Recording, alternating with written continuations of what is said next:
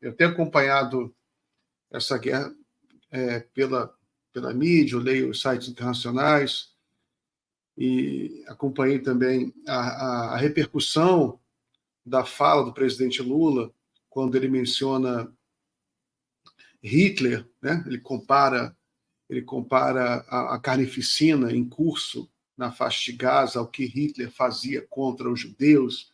Acompanhei toda a repercussão, li bastante e escrevi sobre isso.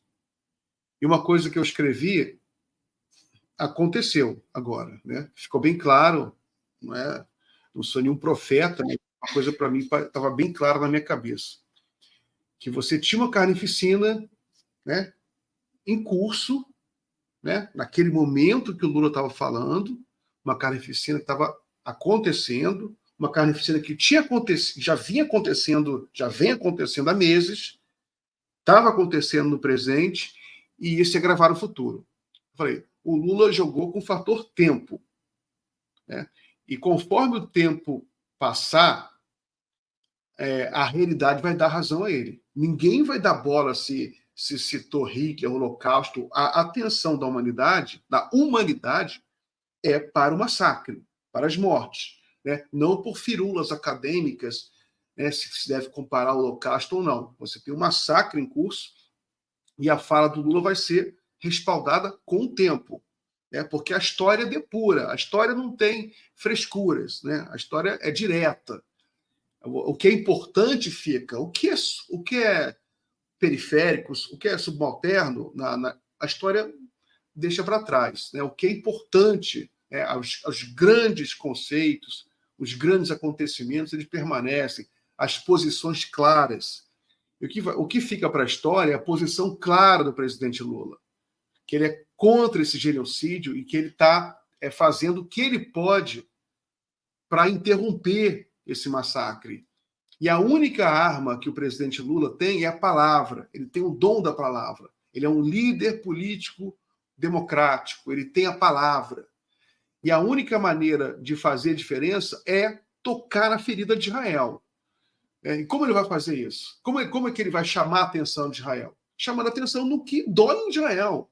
O que dói em Israel é o que eles passaram. Então não é porque ele, por exemplo, a reação do ministro de Relações Exteriores de Israel, dizendo que o Lula nega o Holocausto, aquilo foi de uma baixeza inominável. O Lula nunca negou o Holocausto. O Lula já foi no Museu do Holocausto, na Alemanha, em outros lugares. O Lula, eu lembro, até veio à tona, eu até republiquei o Lula uma vez. Você tinha um presidente do Irã, Ahmadinejad, em que ele fez algumas falas meio negacionistas, né?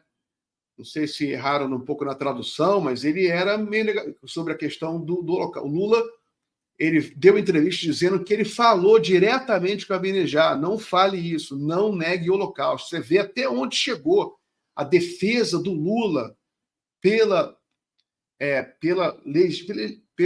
gravidade do que foi o Holocausto judeu. Agora, o Lula é um cara sensível, né? Ele está vendo a fome em Gaza.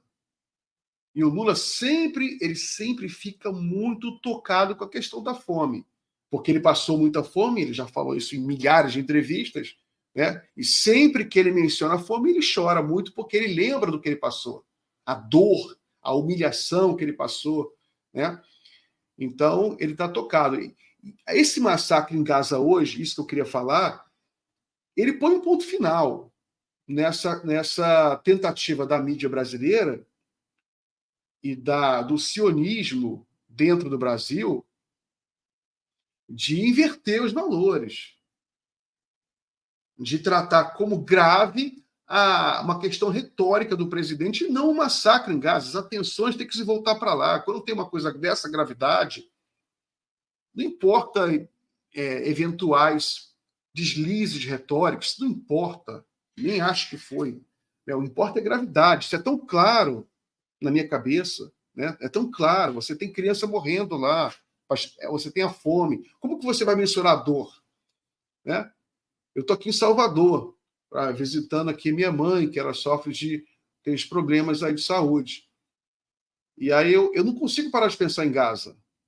Eu não consigo parar de pensar que você tem muitas pessoas sofrendo dor, crianças mutiladas, queimadas, e você não tem tratamento médico. Quem vai mensurar a dor? As pessoas mensuram a morte. Né? O Ministério da Saúde da Palestina dá os dados sobre quantas pessoas morreram, mas quem vai dar os dados sobre as crianças sofrendo queimaduras e lá vivas, sofrendo com dor? Crianças, mulheres. A gente fala muito em crianças e mulheres, mas homens, pessoas, seres humanos, de todas as idades, sofrendo com dor. Um braço mutilado e não tem anestesia, não tem um remédio, um analgésico, não tem nada.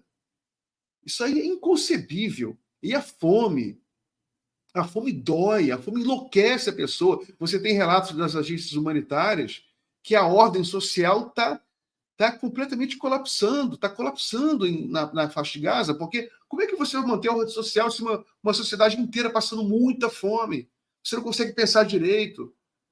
Ver esse caso agora é isso. As pessoas foram para cima, porque o ser humano ele fica completamente animalizado num quadro de tanta fome. Então, eu acho que a questão aqui no Brasil também, porque os bolsonaristas foram com muita sede ao pote quando eles abraçaram essa causa de Israel, como a gente viu agora no 25 de fevereiro, todo mundo com bandeira de Israel, porque a interpretação que eles deram foi puramente partidária.